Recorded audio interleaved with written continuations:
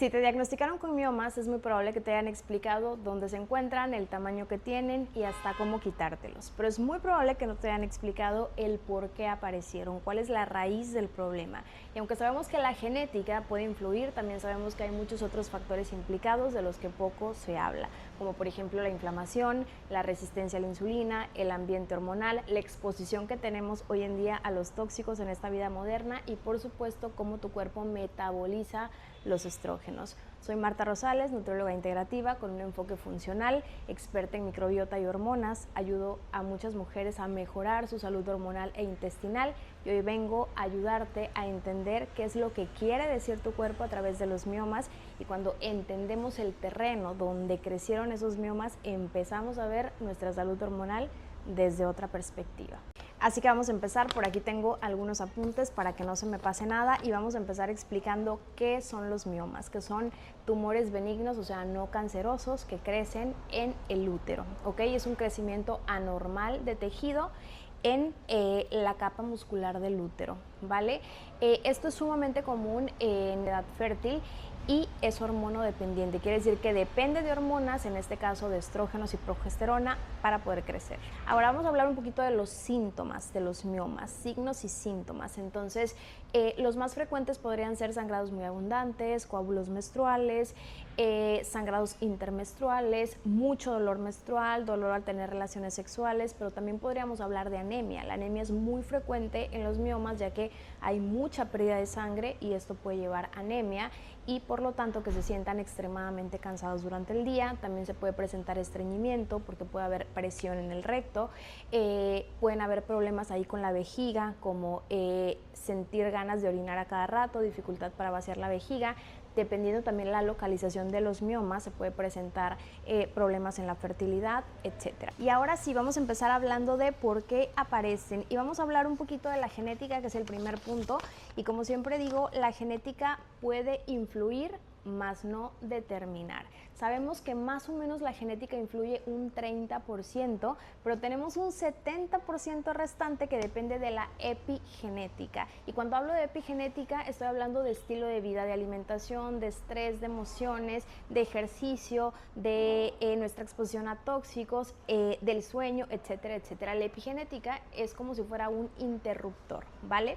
Ese interruptor va a estar influenciado por todo lo que ya les mencioné, la alimentación, el estrés, las emociones y demás. Y dependiendo de todo esto, es como si ese interruptor decidiera si se encienden o se apagan ciertos genes, o sea, si se expresa o no se expresa la enfermedad. Por lo tanto, podemos saber que aunque la genética influye, prácticamente tenemos mucho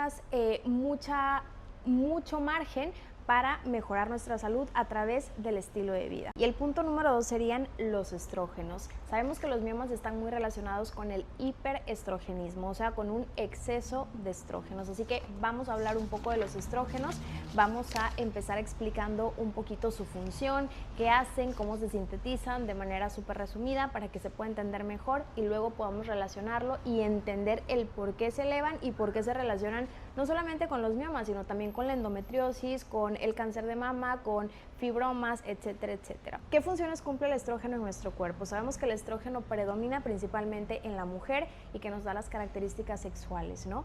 Hace que se redistribuya la grasa de cierta forma en la mujer, principalmente en los glúteos, en las caderas, en las mamas, en los muslos, pero también está muy relacionado, por ejemplo, con la salud de los huesos, con nutrir al cerebro, con cuidar el sistema cardiovascular, con la elevación de la hormona luteinizante para que se pueda desencadenar la ovulación, con el crecimiento del endometrio para alojar a un posible feto, con la maduración de los folículos, etcétera, etcétera, que es maravilloso. Pero sabemos que cuando está en cantidades elevadas, o sea, en cantidades normales es necesario y ya vimos que es súper importante, pero cuando se va a cantidades elevadas empieza a generar muchos problemas. ¿Y cómo se podría ver un estrógeno alto?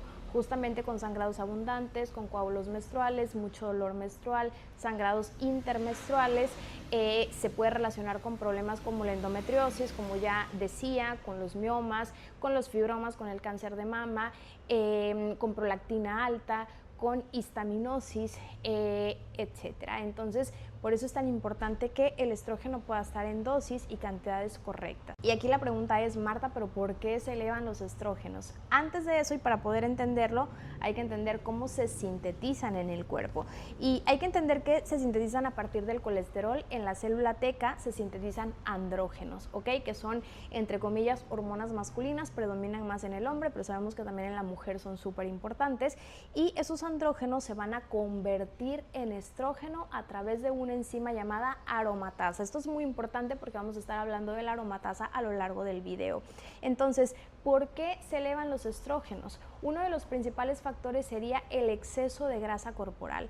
Cuando nosotros tenemos un exceso de grasa corporal y poca masa muscular, ese tejido graso hace que haya mayor actividad de esta enzima llamada aromatasa y hay mayor conversión de estrógenos. También otro factor que puede elevar los estrógenos es la exposición a disruptores endocrinos o tóxicos ambientales, de los que hablaremos en un momento, el consumir exceso de alimentos hormonados, por ejemplo, y la mala detoxificación de estrógenos. Esto quiere decir que el cuerpo, así como fabrica estrógenos, también necesita eliminarlos, depurarlos, pero si este proceso de eliminación no se da de manera correcta, los empezaremos a acumular, empezarán a estar en exceso y empezarán a darnos problemas. Así que vamos a ir desarrollando cada punto y vamos a empezar hablando de esos disruptores endocrinos. ¿Y qué son los disruptores endocrinos? Bueno, los disruptores endocrinos son sustancias que pueden alterar el sistema hormonal. Y hoy en día sabemos que muchos tóxicos ambientales actúan como disruptores endocrinos. Estos tóxicos ambientales se ha visto que pueden tener una estructura muy parecida a los estrógenos naturales del cuerpo. Entonces, al entrar en contacto con nuestro cuerpo se pueden enganchar al receptor del estrógeno, o sea, lo que hacen es como usurpar el lugar del estrógeno, se enganchan a su receptor, desplazando al estrógeno, bloqueando su función, acumulándose en exceso, siendo difíciles de eliminar, como si ellos tomaran el control y generan cascadas inflamatorias y muchos problemas. Podríamos hablar de muchos disruptores endocrinos y podríamos empezar hablando del plástico. Sabemos que el plástico contiene BPA, el famoso bisfenol A, pero también BPS, BPF, y que podemos encontrarlo en botellas de plástico donde bebemos agua, en toppers, en tickets incluso del supermercado, ¿no? Y por ejemplo, muchas veces podemos ir a comprar una botella para beber agua y dice libre de BPA. Sí, es probable que esté libre de BPA, pero es muy probable que siga teniendo BPS, BPF, que siguen actuando como disruptores endocrinos y siguen generando problemas. También podríamos hablar de los talatos que encontramos en la pintura de uñas que usamos frecuentemente, ¿no? ¿Cuántas mujeres no se pintan las uñas de manera recurrente y van a ponerse uñas postizas y están respirando todos estos tóxicos que también están entrando a través de las uñas, no solamente en la inhalación?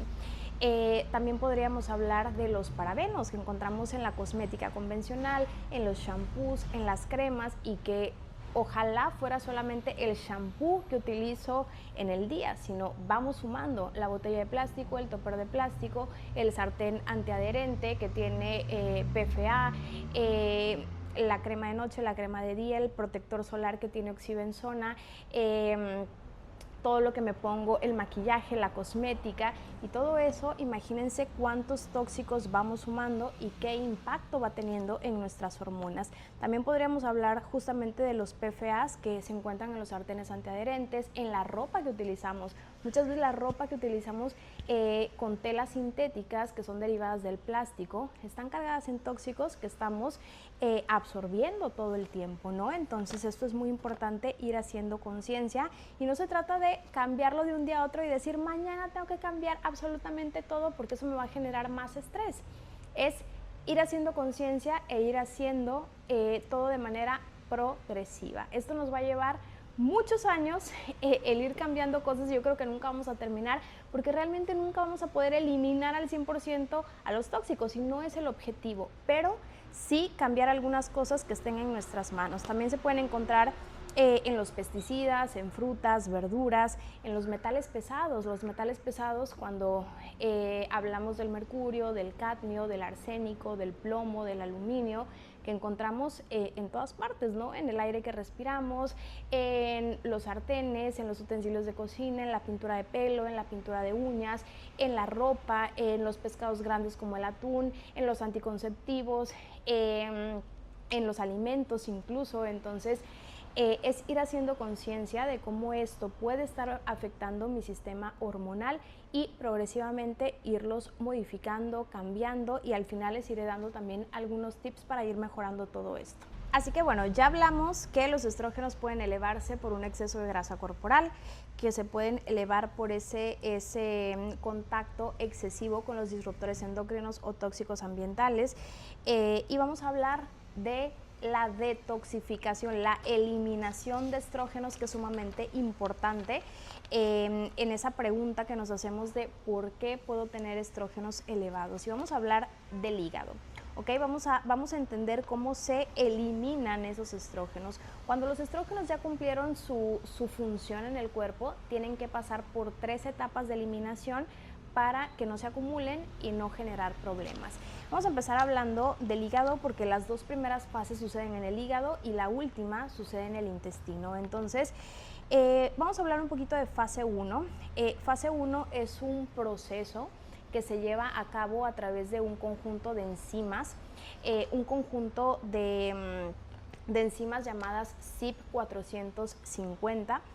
Y prácticamente, ¿cuál es el objetivo de fase 1? Es convertir las sustancias, en este caso los estrógenos, en sustancias hidrosolubles para poder ser eliminadas. Entonces, esos estrógenos van a entrar a fase 1 y se van a convertir en hidroxiestrógenos, ¿vale? Generando algunos productos finales conocidos como catecolestrógenos. Esto es muy importante. Los catecolestrógenos vamos a ver que son uno de los principales problemas de los miomas. Entonces, hay diferentes catecolestrógenos del tipo 2, del tipo 4, del tipo 16. Principalmente los que debería producir el hígado son el tipo 2, ¿ok? Ya que los 4 y los 16 son mucho más inflamatorios, mucho más proliferativos y muchísimo más oxidativos y problemáticos. Y es muy importante que para que fase 1 funcione bien necesita ciertos nutrientes, como por ejemplo el hierro, la vitamina C, el NADH, bioflavonoides, aminoácidos. Por eso es tan importante comer suficiente proteína, ¿no? Entonces, esto va a ser muy importante para que fase 1 funcione de manera correcta. Pero ¿qué pasa en los miomas? Que, como platicábamos antes, estas mujeres suelen tener sangrados súper abundantes, pierden mucha sangre. Entonces, eso las puede llevar a una anemia, a una pérdida excesiva de hierro. Y ya vimos que el hierro es necesario para que fase 1 funcione bien. Si yo tengo anemia y tengo falta de hierro, es muy probable que esta fase ya esté un poquito comprometida, ¿no? Por eso va a ser tan importante ir cubriendo deficiencias nutricionales. Es muy importante saber que esos catecolestrógenos que salieron de fase 1 son metabolitos intermediarios, ¿ok?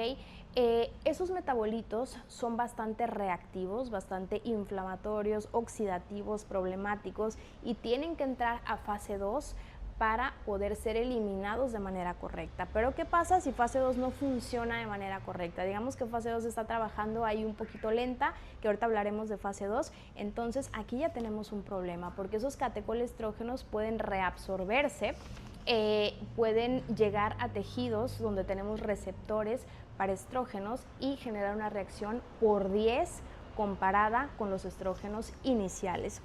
Okay, por eso va a ser muy importante que fase 2 funcione bien.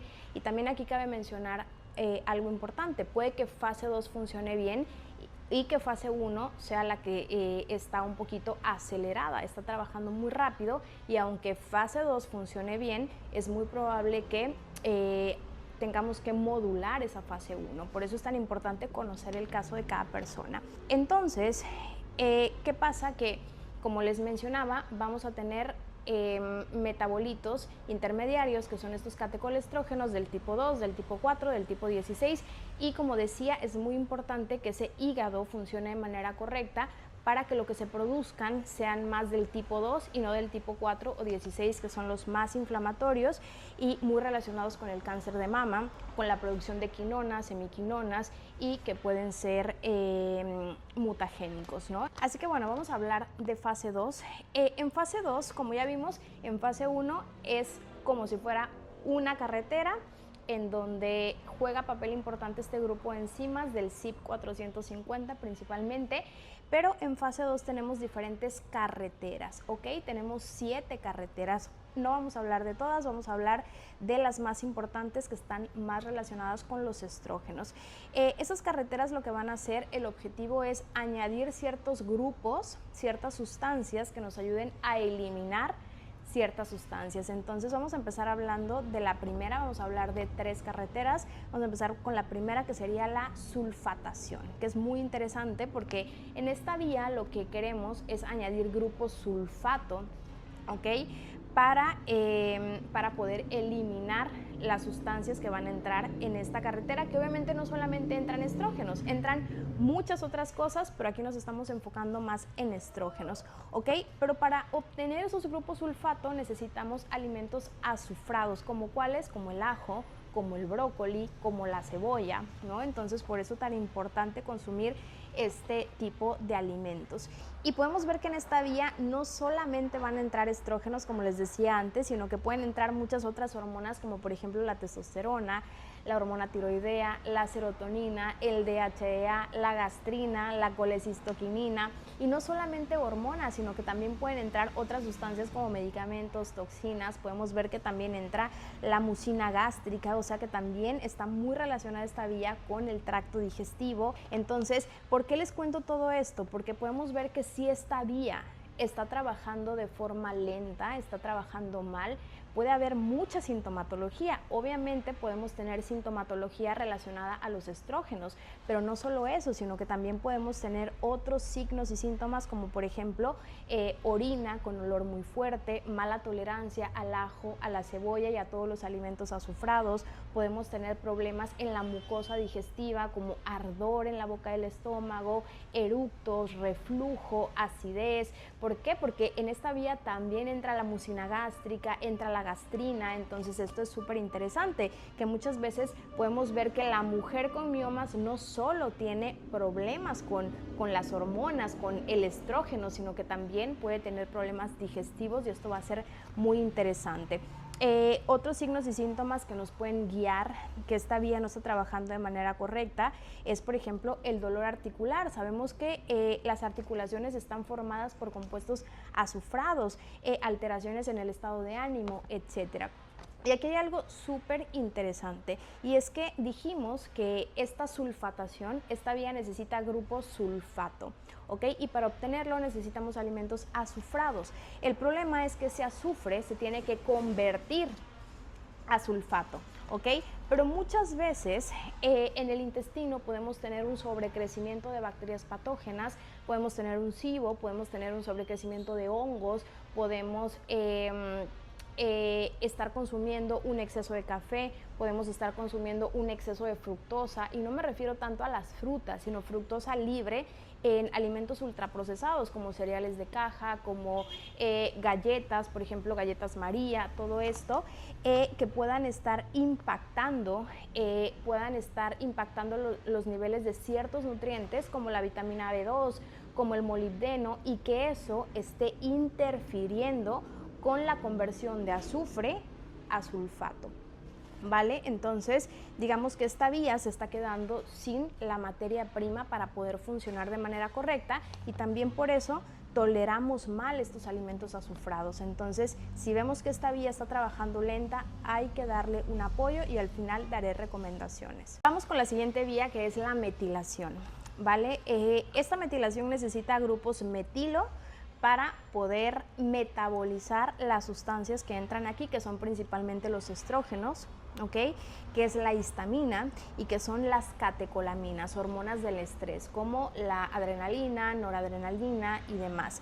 ¿Qué pasa con esta vía? Que si yo vivo en un estrés crónico, todo el tiempo estoy preocupada, vivo en incertidumbre, que no la sé gestionar, etcétera, todo eso puede colapsar esta vía, porque esta vía se puede saturar con hormonas del estrés, puede saturarse de noradrenalina, adrenalina y demás, y entonces que digamos, desplazar un poco la metabolización de estrógenos, de histamina, y entonces puede ser la mujer que aparte de que tiene síntomas relacionados con hiperestrogenismo, problemas con el ciclo menstrual, con los miomas, también tiene otros síntomas relacionados con la histamina, por ejemplo, como picores en el cuerpo, ronchas, enrojecimiento, pero también mala tolerancia al estrés. Pasa una mosca y me estreso, ¿no? O sea, mala tolerancia a cambios de planes, insomnio, despertares en la madrugada. Entonces, en estos casos hay que ver cómo está trabajando la metilación, que va a ser muy importante, y que esta vía es una de las más importantes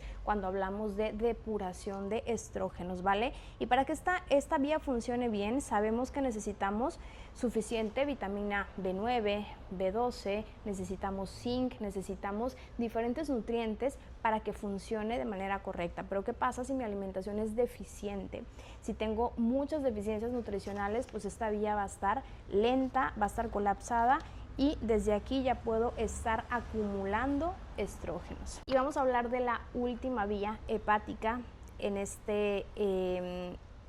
parte de eliminación estrogénica. La última se llama glucoronización. Sé que es un nombre un poquito complicado, pero bueno.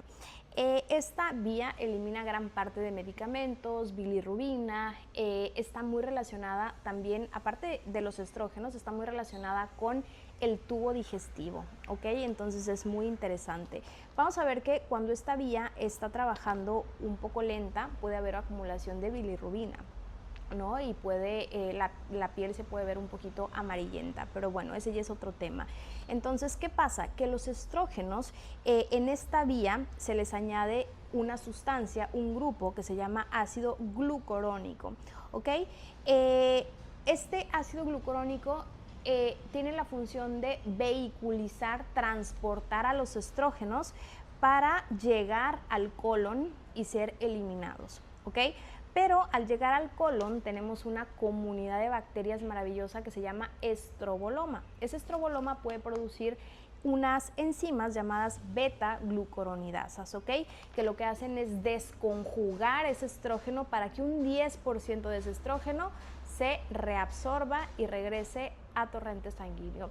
Es, digamos que una reutilización de estrógenos perfectamente fisiológica, ¿no? Y lo demás va a ser eliminado. Pero ¿qué pasa si tenemos estreñimiento? No voy bien al baño, entonces, o tengo un sobrecrecimiento de bacterias malas, tengo un SIBO, tengo un problema con la microbiota intestinal. Entonces, si la microbiota no está bien, si no voy bien al baño, ¿qué va a pasar? Que no solamente se van a reabsorber ese 10% de estrógeno, probablemente se va a absorber mucho más, y no solamente de estrógeno, sino de toxinas, ¿no? Entonces, esto ya va a ser un problema porque el estreñimiento, por eso sabemos que tiene mucho que ver con el hiperestrogenismo, ¿no? Tiene mucho que ver con que empeoren los problemas hormonales. Por eso va a ser tan importante que en un problema como los miomas no solamente abordemos el sistema hormonal, sino que también podamos abordar sistema digestivo, ver cómo está trabajando el hígado, cómo están trabajando estas carreteras y cómo está trabajando la microbiota intestinal. Tengo estreñimiento, tengo sobrecrecimiento bacteriano, tengo SIBO, tengo diarrea, tengo hinchazón abdominal, tengo gases, porque todo esto también tendrá que abordarse. Y con esto terminamos de hablar del hiperestrogenismo y vamos a hablar del tercer punto. Acuérdense que hablamos primero de genética, luego de hiperestrogenismo y ahora vamos a hablar de la inflamación, que la inflamación está muy relacionada con los miomas, ¿ok? ¿Qué es la inflamación? La inflamación, para que lo entendamos de manera fácil, es un mecanismo de protección del cuerpo extremadamente necesario, ¿ok? Entonces, cuando yo escucho decir a las personas, es que quiero eliminar la inflamación, no queremos eliminar la inflamación nos salva la vida. El sistema inmunológico, cuando detecta una amenaza, ya sea un virus, un parásito, un hongo, una bacteria, lo que hace es activar la inflamación para protegernos. Si ahorita nos damos un golpe, el sistema inmune lo que hace es inflamar para reparar. ¿Ok? Entonces la inflamación nos salva la vida. Si no hubiera inflamación, no sobreviviríamos. Entonces hay que entender que la inflamación es algo necesario, algo vital y algo hermoso. El problema es cuando esa inflamación no se resuelve. Si el sistema inmune ya resolvió, digamos que hay un virus, se genera inflamación, luego se resuelve y todo regresa a la normalidad. Pero ¿qué pasa si yo no puedo regresar a esa normalidad? Me mantengo crónicamente inflamado, ahí está el problema. Entonces, vamos a ver que la inflamación juega un papel importante en los miomas, porque dentro de los miomas se han encontrado niveles muy altos de sustancias inflamatorias, se ha encontrado una alteración en el sistema inmunológico. De hecho, se han encontrado altos niveles, por ejemplo, de interleuquina 6, interleuquina 1 beta, de factor de crecimiento transformante beta. Todo esto favorece la proliferación celular, la fibrosis y el crecimiento del mioma. Vale, vamos a hablar un poquito de esta sustancia generada por el sistema inmunológico que se llama factor de crecimiento transformante beta. Un nombre un poquito complicado, pero importante. Se ha visto que este es uno de los principales responsables de la fibrosis y del crecimiento del mioma. Realmente la función del sistema inmunológico es detectar sustancias o células dañadas y poder eliminarlas, poder hacer una limpieza, ¿ok? Pero se ha visto que en los miomas el sistema inmunológico, como les decía, está alterado. Pueden haber cambios en ciertas células, en ciertos integrantes del sistema inmune, como en los macrófagos, en las natural killer. Pueden haber más citoquinas inflamatorias que van a favorecer que estos miomas crezcan. Entonces podríamos decir que más inflamación, más alteración de ese sistema inmunológico, más factor de crecimiento transformante beta, más fibrosis, más crecimiento del mioma. Pero también se ha visto que a más inflamación, más aromatasa. ¿Se acuerdan de la aromatasa, que es esa enzima que convierte los andrógenos a estrógenos? Entonces, más estrógeno y más crecimiento del mioma. Por eso hay que abordar todo en conjunto. Otra hormona que está sumamente implicada en los miomas y en los desajustes hormonales es la insulina, que seguramente la has escuchado por ahí, que es esa hormona que regula la glucosa en la sangre y que es una hormona clave en el balance hormonal. Se ha visto que la insulina en niveles altos puede estimular a la célula teca para que produzca mayor cantidad de andrógenos y también puede aumentar la actividad de la aromatasa, entonces habrá mayor conversión de estrógenos y mayor mayor cantidad de estrógenos, pero también se ha visto que esta insulina, esos picos de glucosa en sangre de manera abrupta pueden generar más inflamación, ya que el sistema inmunológico los detecta como una amenaza y reacciona ante ellos. Entonces también va a ser muy importante que veamos cómo está trabajando la insulina y ver cómo está nuestro consumo de azúcares, de carbohidratos, de harinas, cómo está nuestro descanso y cómo está nuestro estrés, porque sabemos que el estrés crónico también puede hacer que se eleve la glucosa y la insulina como consecuencia, teniendo ese objetivo de salvar nuestra vida, ¿no? Entonces va a ser muy importante. Y en el punto número 5, y para finalizar, vamos a hablar un poquito de la progesterona. Al inicio les decía que los miomas son hormonodependientes, dependen de estrógeno y progesterona para poder crecer. Ya hablamos del estrógeno y ahora vamos a hablar un poquito de la progesterona, que se ha visto que esta hormona también es necesaria para que los miomas crezcan, ¿ok? Se ha visto que en los miomas hay una sobreexpresión de receptores de progesterona, que esto es muy interesante, y esta sobreexpresión de receptores de progesterona están implicados en un bloqueo de la apoptosis. ¿Qué es la apoptosis? Prácticamente la apoptosis es un proceso de limpieza celular. Si la apoptosis está bloqueada, entonces no hay muerte de las células dañadas, no hay muerte de estos miomas, ¿no? Entonces pueden seguir creciendo. De hecho, también se ha visto que el exceso de estrógenos puede frenar la apoptosis, puede frenar esta limpieza celular y por lo tanto pues no hay limpieza de células dañadas y estos miomas pueden seguir generando problemas. Y ahora sí vamos a hablar de las soluciones. Sé que hay muchas cosas que podríamos hacer y muchas cosas que les podría decir, pero vamos a hacer un resumen y les voy a decir lo más importante que considero que deberíamos de hacer para mejorar estos miomas. Entonces, el punto número 1 sería reducir el porcentaje de grasa corporal a niveles óptimos. Tampoco los queremos muy bajitos porque eso también genera problemas, pero en niveles óptimos, ¿ok? Y con esto quiero decir que es muy importante llevar una alimentación antiinflamatoria. ¿Por qué? Porque ya vimos que los miomas son un problema inflamatorio donde el sistema inmunológico está implicado. Entonces necesitamos que la alimentación sea de este tipo y no una alimentación únicamente para perder grasa corporal, una alimentación de déficit calórico en donde me mandan una dieta de 1300 calorías y me mandan yogur bajo en grasa o 0% grasa.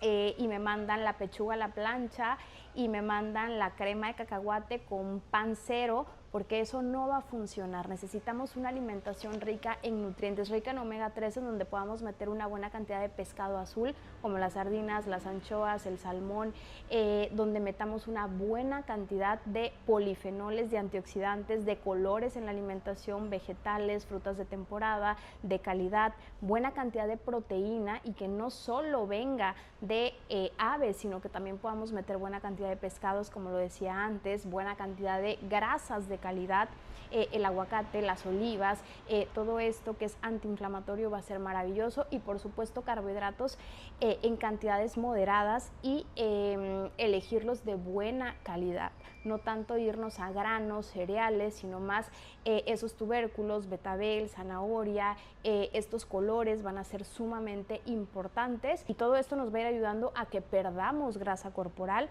sin necesidad de llevar una alimentación restrictiva y sin necesidad de estar contando cada gramo que comemos. El punto número 2 sin duda sería la reducción de exposición a tóxicos ambientales, a esos disruptores endocrinos de los que tanto hablamos.